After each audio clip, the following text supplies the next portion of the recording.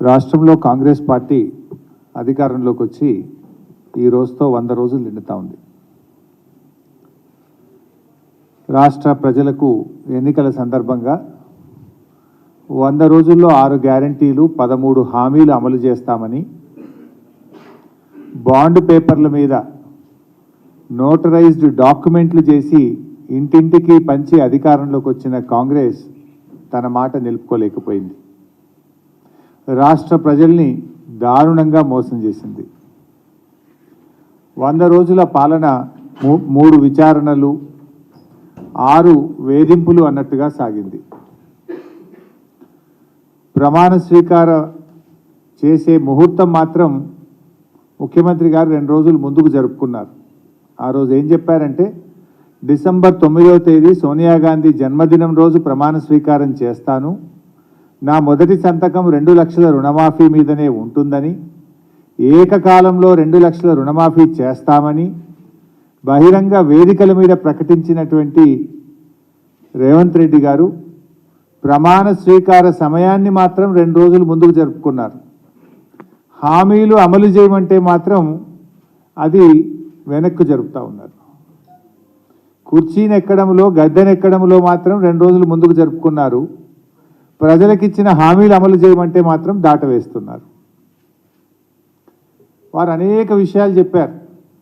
గ్యారంటీలకు మొదటి క్యాబినెట్లోనే చట్టబద్ధత చేస్తామని చెప్పి మాట తప్పింది కాంగ్రెస్ పార్టీ. ప్రతిరోజు ముఖ్యమంత్రి గారి కార్యాలయంలో ప్రజా దర్బార్ అన్నారు, చేయించారు. పూటకో మాటతో ప్రజల్ని మభ్యపెడుతున్నారు.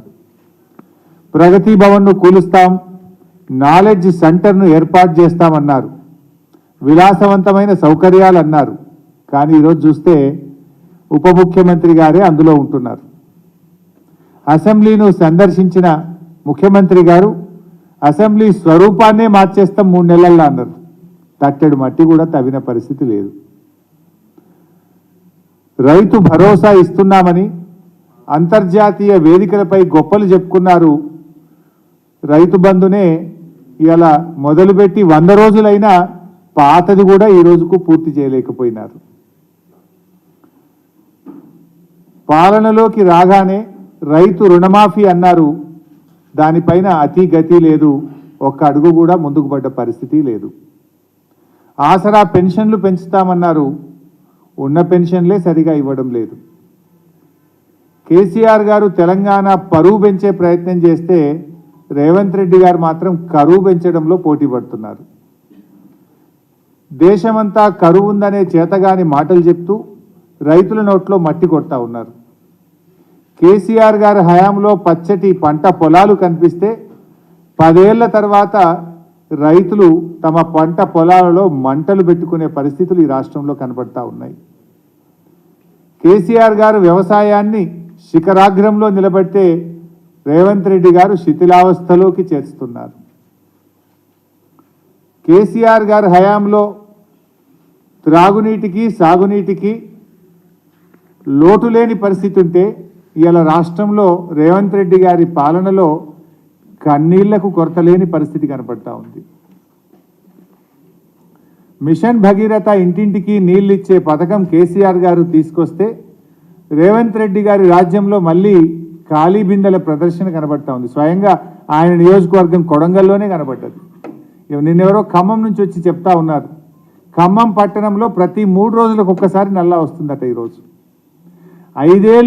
గత 5 ఏళ్ళు కేసీఆర్ గారి హయాంలో ఖమ్మంలో ప్రతిరోజు ఇంటింటికి త్రాగునీరు వచ్చింది. మీరు వచ్చిన 100 రోజుల్లోనే ఏమైపోయింది? 3 వద్దులకు ఒక్కసారి ఖమ్మం పట్టణంలో నల్ల నీళ్ళు ఎందుకు వస్తున్నాయి?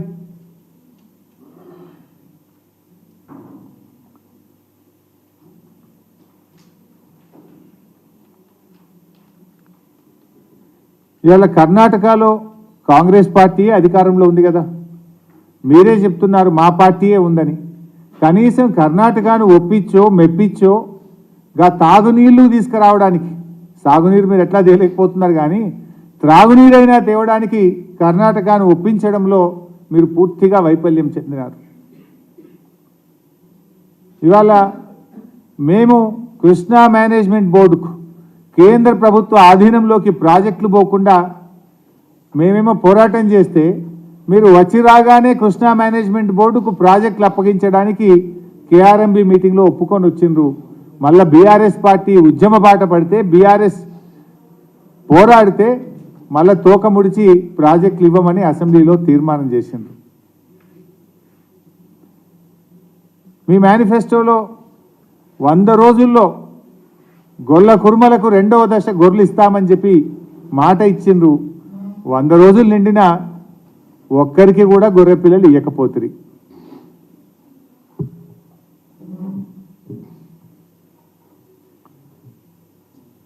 ఆ రకంగా ఇలా వాళ్ళు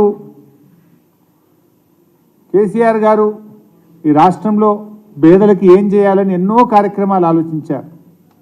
గర్భిణీ స్త్రీలకు ఏం చేయాలి అని అలా ఎన్నెన్నో కార్యక్రమాలు, అంటే కొత్త కొత్త కిట్లు అందించారు.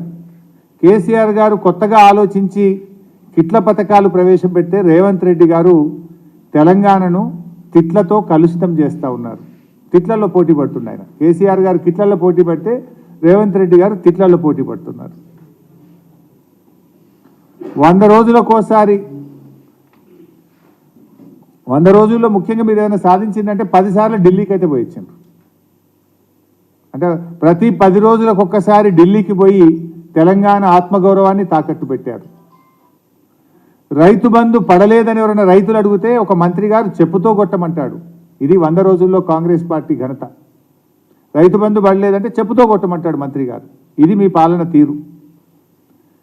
కేసీఆర్ గారి అనారోగ్యాన్ని కూడా రాజకీయం చేసి నీచమైన స్థాయిలో వ్యాఖ్యలు చేసే విధంగా ముఖ్యమంత్రి గారు మంత్రులు దిగజారినటువంటి పరిస్థితి రాష్ట్ర ప్రజలు గమనిస్తూ ఉన్నారు.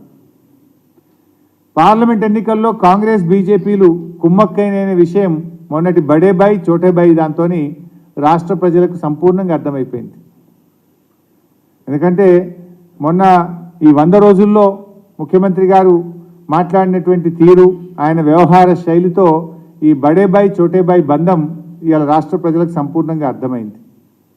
ఢిల్లీలో కాంగ్రెస్ బీజేపీలు బద్ధ విరోధులు, తెలంగాణలో మాత్రం వారిది బలమైనటువంటి బంధం కనబడతా ఉంది.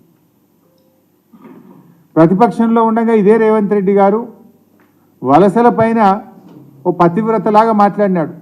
పార్టీ మారితే వాళ్ళను రాళ్లతో కొట్టమని మాట్లాడిండు. ఇప్పుడు బీజేపీ నాయకుడికి టికెట్ రాకపోతే ఆయన ఇంటికే పోతున్నాడు. అబ్బా, ఎంత ఔదార్యం, ఎంత ప్రేమ! ఇట్లా అనేక అంశాలపై ఇవాళ యూటర్న్ తీసుకున్నారు. మీరు అట్లా చెప్పుకుంటూ పోతే పెద్ద లిస్టు. అదేంటి ఫార్మాసిటీ రద్దు, తర్వాత లేలే మేము 3000 ఎకరాలకు ఫార్మాసిటీ పెడతాం, మెట్రో రైలు రద్దు, లేలే రూట్ మారుస్తాం. ఇట్లా అనేక విషయాల్లో యూటర్న్ తీసుకున్నారు. వీరి పాలనలో యూటర్ను యూట్యూబ్ పాలనే కనబడతా ఉంది. రేవంత్ రెడ్డి గారు ఇలా ఏమన్నారో ఒక్కసారి వీడియో చూడండి. ఆ వీడియో చూసిన తర్వాత మళ్ళీ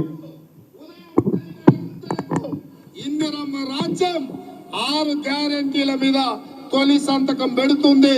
100 రోజుల్లో ఈ పథకాలను అమలు చేస్తా. మరి ఏం చెప్పిండ్రు? 100 రోజుల్లో ఈ పథకాలు ఖచ్చితంగా అమలు చేస్తాం. తొలి సంతకం ఈ 6 గ్యారెంటీల మీద ఉంటుందన్నారు. తొలి సంతకం 2 లక్షల రుణమాఫీ మీద ఉంటుందన్నారు. తొలి క్యాబినెట్ దీనికి చట్టబద్ధత తెస్తాం అసెంబ్లీలో అని చెప్పినారు. మొదటి అసెంబ్లీ సమావేశాల్లోనే చట్టబద్ధత తెస్తామని చెప్పినారు. ఏ ఒక్క విషయంలో కూడా ఇలా కాంగ్రెస్ పార్టీ మాట నిలుపుకున్న పరిస్థితి లేదు.